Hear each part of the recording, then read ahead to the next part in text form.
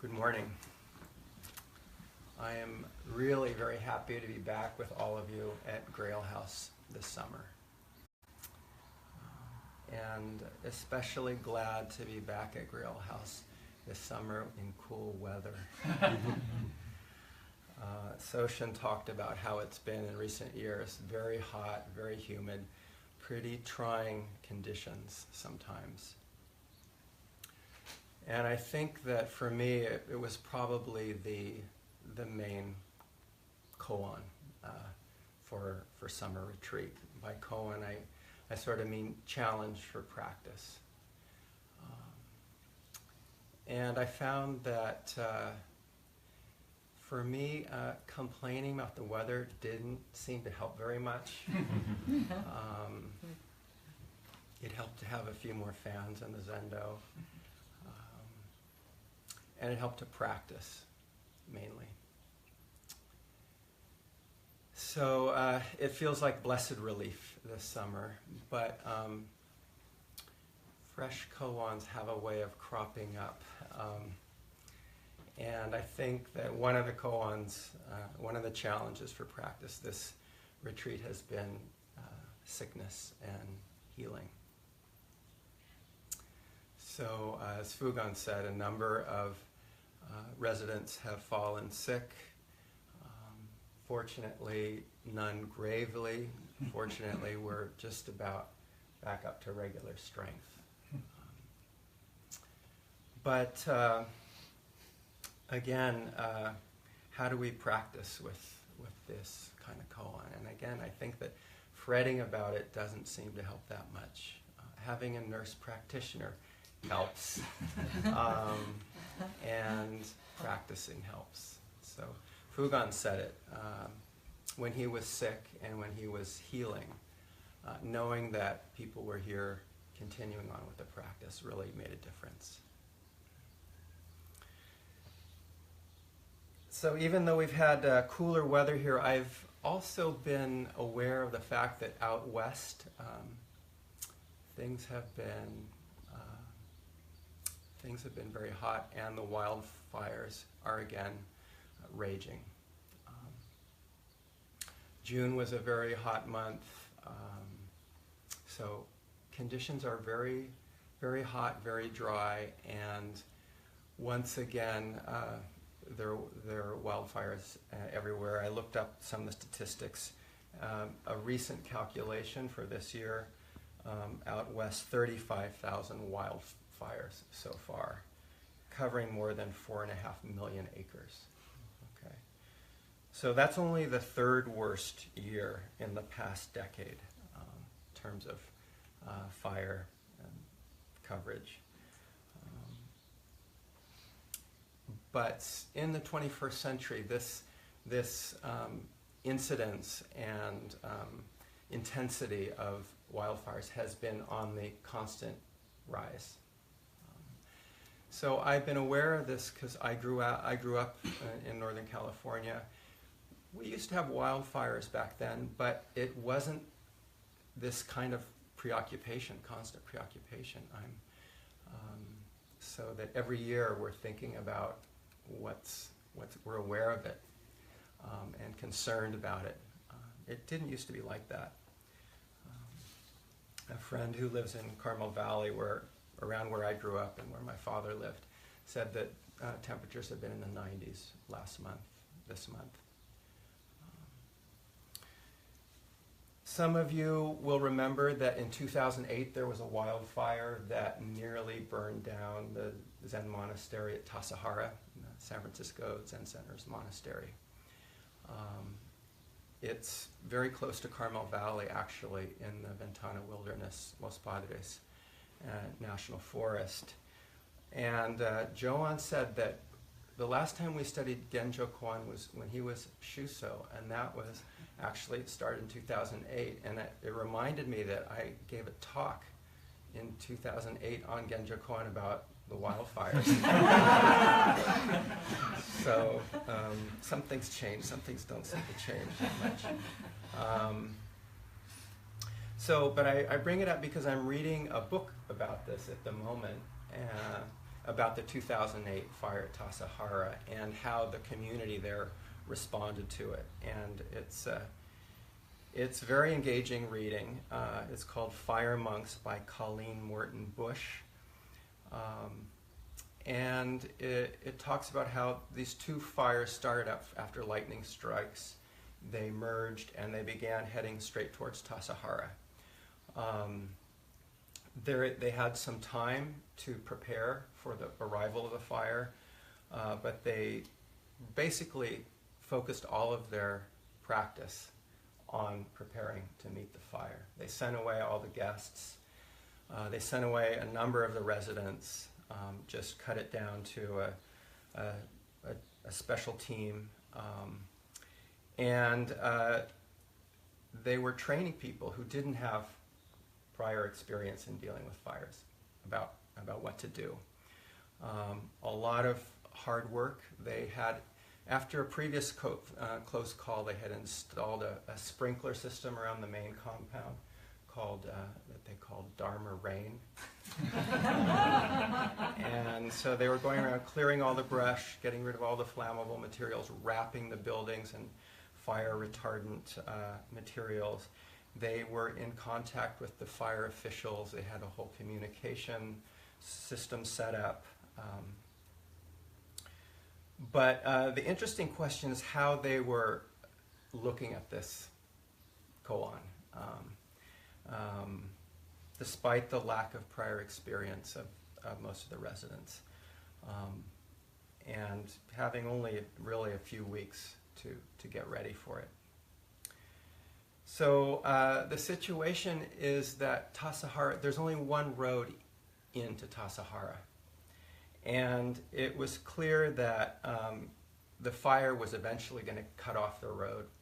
So at that point there would be no longer any way to get in or out. So the question is, do they just evacuate the place completely and then abandon their beloved monastery founded by Shinryu Suzuki? Or should they try to fight the fire? And really it's not hyperbole to say that it was a life and death question. There were lives on the line. The fire officials told all of them to get out, and they said that they were not going to put any professional firefighters at risk. And people were following this. Maybe you were following it in Carmel Valley, in California, around the country, beyond the United States. But this was the wildfire koan at Tassajara in the summer of 2008. And so what kind of outlook do you take towards a situation like that? There were many different responses in the face of it. Concern, fear, hope, determination. The abbot, Steve Stuckey, Ocean corrected my pronunciation. It's not Stuckey, it's Stuckey.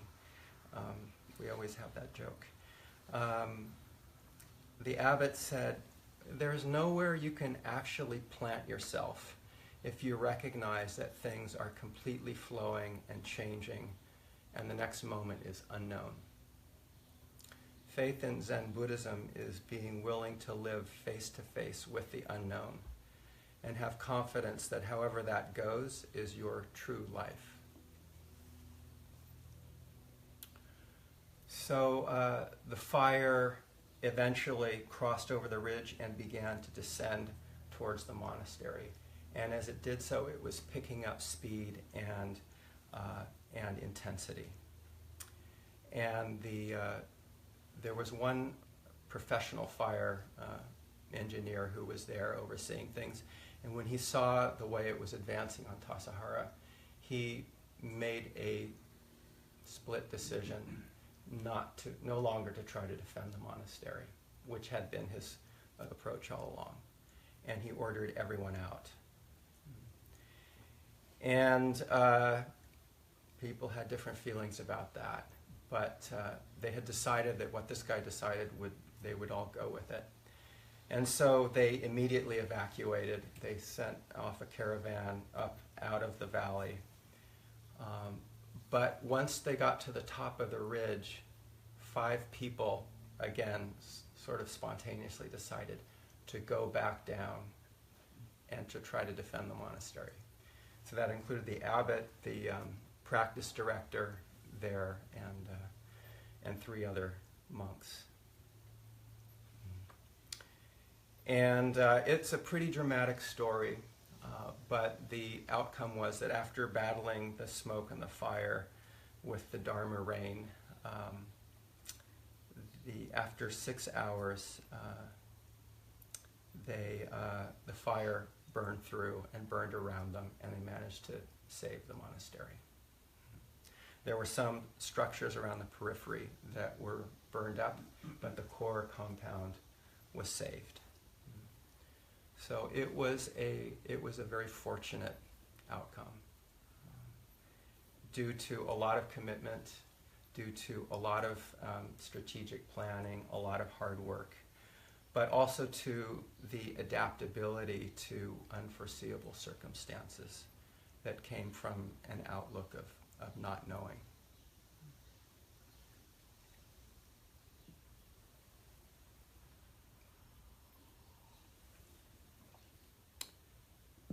Five years later, in 2013, there was another fire that threatened to burn down another Zen monastery in California. This is Yokoji, the Zen Mountain Center, which was founded by Maizumi Roshi in the mountains east of Los Angeles, where Roshi practiced for many summers. And some of you will remember that story. We don't have a full account of it the way we do for the Tassajara story, but I did save a newsletter from Yokoji about it. The fire started July 15th, 2013, the mountain fire, and it burned through Apple Canyon. There was, as with Tassajara, a great deal of concern around the country, beyond the country. People saying lots of prayers and dharanis. And ultimately, the monastery was saved. And it seemed kind of like a miracle. Most of the rest of the canyon was burned up. So why was the monastery saved? It seemed like a miracle, but actually, the story as I remember it is that the abbot there, Roshi Tenshin Fletcher, had seen this fire coming for many years, and he'd been preparing for it for many years. And what was especially key is that he had cleared an area that could serve as a staging ground for the firefighters to meet the fire. So the fire officials ordered everyone else out of Apple Canyon. But when they were taken to the monastery and they were shown the conditions there, they said, okay, we can do this. We can meet the fire here. And that's what they did. So it was prayers and dharanis, but also foresight and a lot of hard work. And then just a few days after that miracle, with the mountain slopes over the monastery basically denuded of all vegetation, the rain started.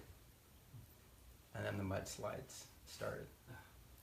And the mud and the water and the debris came pouring down into the monastery grounds. And they continued into September, major debris throughout the monastery, throughout the canyon. So that was the wildfire and mudslide koan at Yokoji. And the newsletter has some pictures of how it unfolded and a chronology. But what was the spirit with which they engaged with their wildfire and mudslide koan? We can get a sense for it in the newsletter. There's a Dharma talk by Tenshin Roshi, and it's on case 20 of the Book of Serenity, which is Jizo's not knowing is the most intimate. So I'll read you just a couple passages from his talk. About 20 years ago, Maizumi Roshi and I were standing next to a big cedar tree at the center. And he said to me, "I hope this old cedar tree will last for another 300 years." He wasn't just talking about the tree, but about the Sangha and this place to practice. Being young and confident, I said, "Don't worry about that kind of thing." There's not a lot I can do about 300 years, but I can show up in each moment. And I can do what needs to be done. And I can communicate and encourage other people to do it. This place isn't just about this generation. Sometimes someone asks me, "Why do you do these things?" We keep things simple. It's like everyday life in the sense that we get up in the morning, we sit, eat, work, relax a bit, go to bed. The schedule goes on and is always there as a resource for people to come in and be a part of that training. I don't know how it's all going to turn out for the center. There's no master plan. The important thing is to take the opportunities to support the practice that we do here. It can be brought alive by one person. It can be killed by one person. There's that opportunity there. 300 years. I'll do the best I can with the time I have. That phrase, "not knowing is most intimate," isn't about dumbing down, he says. It's not an excuse to do nothing. Actually, this is a source of creativity. How do we move through this? It's like a big open space there. How do we do it? Do we have the will as individuals, as a community? Do we have the backing of the community as a whole? Life and the opportunity to live fully is an important and precious thing. Whether I'm tired, whether I'm happy, whether I'm sad, life is life, and it's an amazing thing.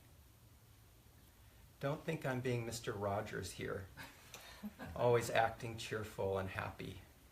Just now with the fires and mudslides, there's a hell of a lot of work to do. I'm adverse to it, but I'll do what I can because it's how I want to live. It's what I want to do as a human being. It's not for a reward or anything like that. It's how I live. I'm not encouraged by the prospect of an easy life. How somebody really goes through difficulties and acts to transform the situation, that's how they transform their own ingredients. That's far more important than any so-called reward.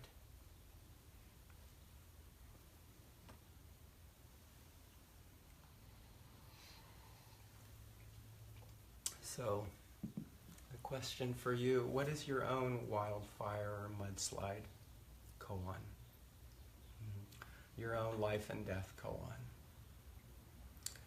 In her talk, Roshi told us what hers was. If we were to ask her what her practice is, she could say, the United States of America.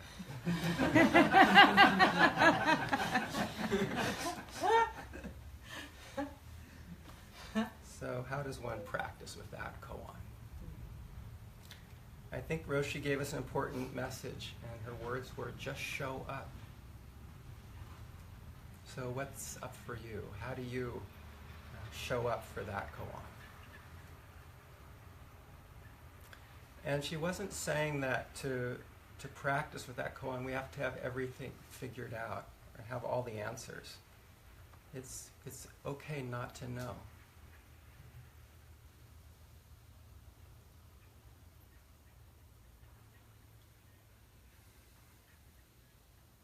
Not knowing is not the same thing as know nothing.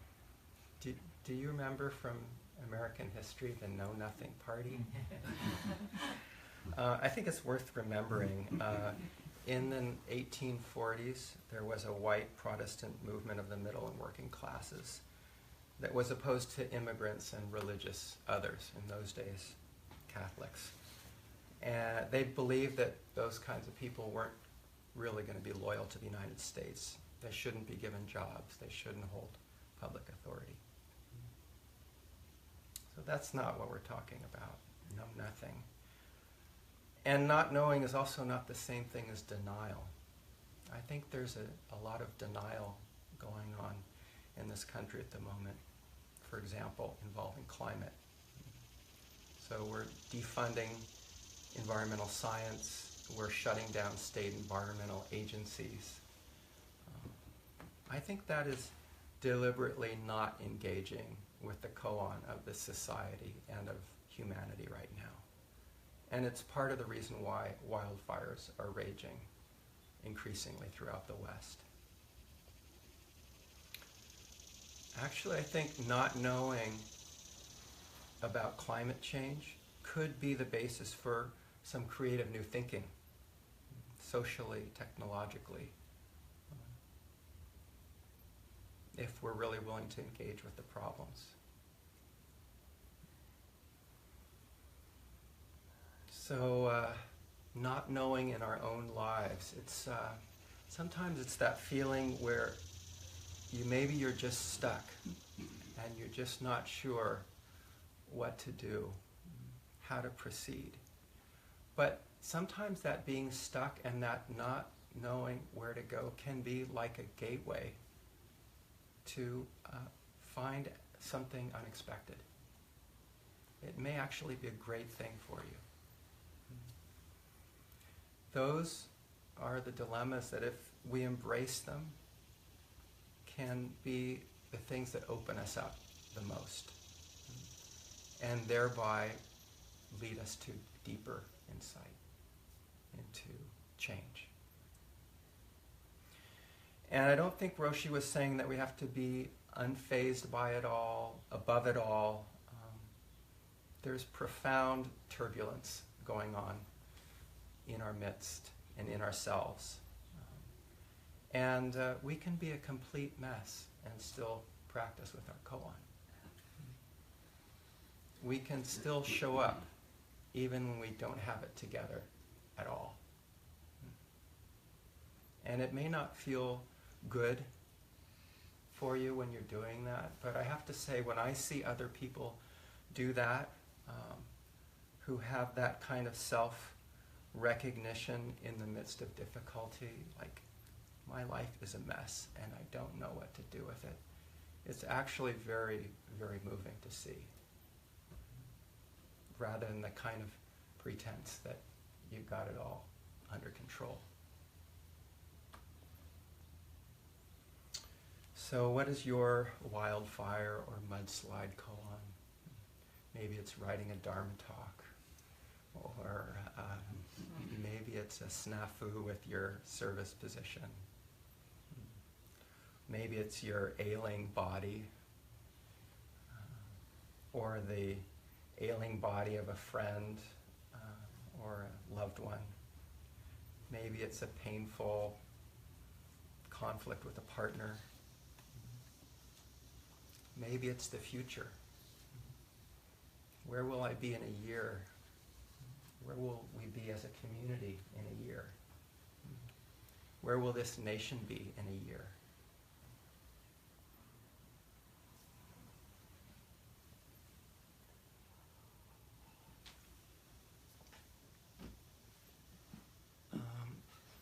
I just want to say a word about our study text, Dogen's Genjo Koan. I confess I was up too late last night, kind of rolling around in the weeds, trying to get some sense about what this term Genjo Koan means. I was looking at different commentaries. What was it that Dogen was trying to say with Genjo Koan? Just the term itself, because there are very different titles that different translators give for this text. So we've got Kazu's text translation, actualizing the fundamental point. Right? Nishijima calls it the realized law of the universe. Maizumi Roshi's called it the koan of everyday life. And Roshi gave us a pithy translation, show up. I was also curious about the fact that some translators and some commentarists point out that the word koan in Genjo Koan is not the same word as koan in the teaching stories. that we're most used to when we hear about, when we hear the word koan. And I looked it into a little bit, and there is a slight discrepancy in the word koan. One of the characters is a little different. It's not completely different, it's partially different. And we don't need to get into the details of it here. It's sort of obsessive stuff. But if you start to dig, you can see Dogen's language is actually very, very subtle here. Maybe not so surprising. We don't need to get into that either. But when we talk about koans, it's normally these teaching stories about the Chinese ancestors.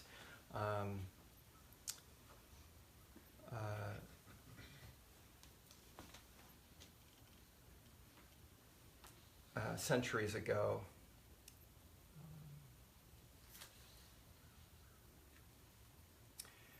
And it's true that that the term Genjo Koan is not referencing precisely those teaching stories.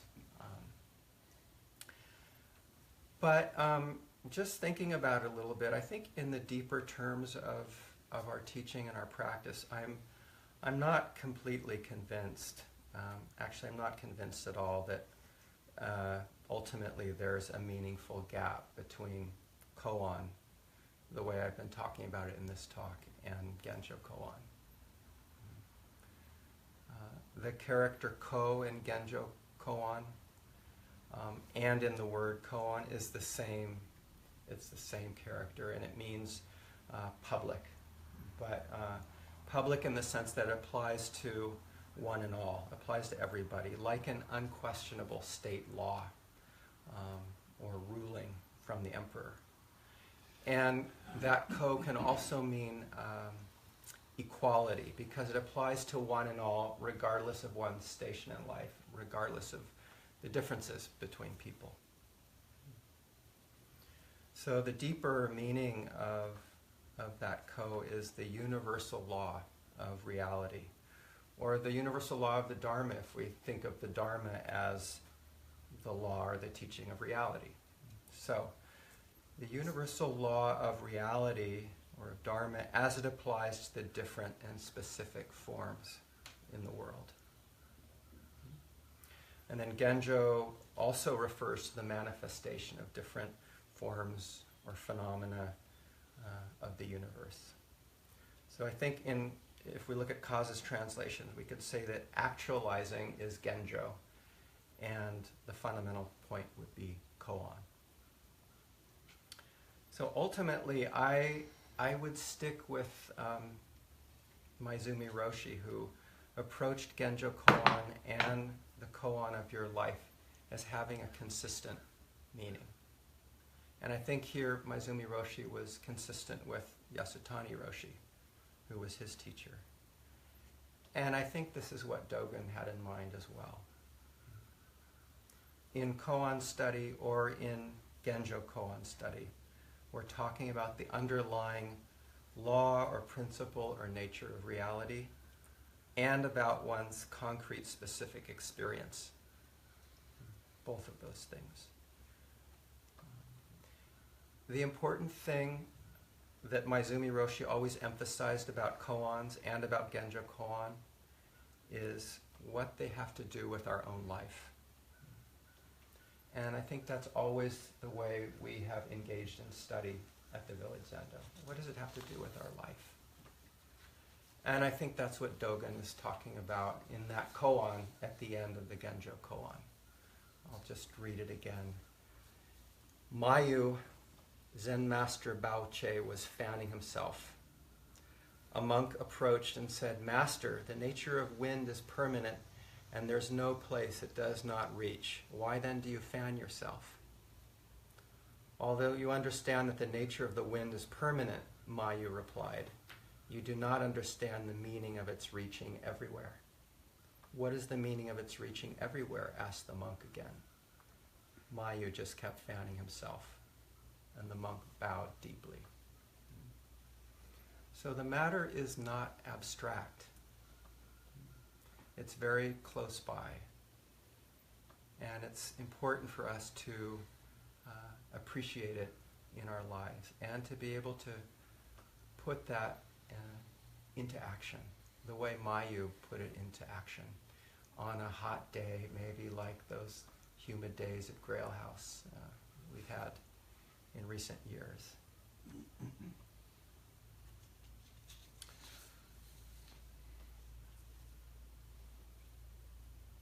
I don't think I succeeded, but I tried to come up with a contemporary version of that final koan and the Genjo koan, thinking about our own koan of sickness and health here this week.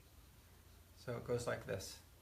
A bodhisattva nurse and a bodhisattva patient were doing a blood pressure test. A Zen student came up and said, "Bodhisattvas, the nature of healing is ever present, and there's no place it does not reach. Why then do you do this blood pressure test?" They replied, "Although you understand that the nature of healing is ever present, you do not understand the meaning of its reaching everywhere." "What is the meaning of its reaching everywhere?" asked the Zen student. The bodhisattvas continued their blood pressure test.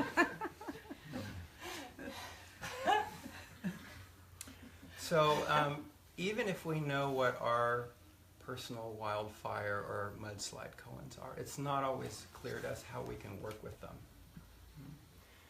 But I think that Mayu and the residents of Tassajara and the residents of Yokoji and Roshi have all given us examples and helpful pointers about how we can engage with those koans. You don't have to have it all figured out in your head. There is no master plan. And as Roshi said, show up. Don't turn away. Engage wholeheartedly with that koan, your koan, which is also the Genjo koan. Suzuki Roshi said, moment after moment you should say, "Yes, I will." So the problem is not abstract. It can't be resolved in our head. It depends on constantly changing conditions. And it depends on our willingness to affirm our life as it is. So I started out talking about koan as sort of like our practice challenge. But really it's more than that. And I think Maizumi Roshi helps get at the deeper sense. He said, koan is the manifestation of ultimate reality. What is ultimate reality? It is your very life. How is your very life manifesting right now? Is it manifesting as the realization of koan? When you truly manifest koan, then your treasure house will open by itself, and you will use it as you wish. Use koan as the key to open the treasure house. Once you open it, what is inside is also koan. And the one who is turning the key is also koan. That treasure is also nothing but yourself, your life. When you realize this, then the koan is in manifestation. I have to say, actually, there's no such thing as koan or Genjo koan. These are just words that we make up to try to help ourselves be awake in the midst of our lives. But if we understand that, then we can actually live freely our koan and our Genjo koan, the ultimate reality of our life as it's unfolding moment after moment. So in the remaining days of this retreat, the remaining weeks of Ango, the remaining years of our life, if we're so fortunate as to have years, let's just try to be fully present to to our lives as the expression of ultimate reality.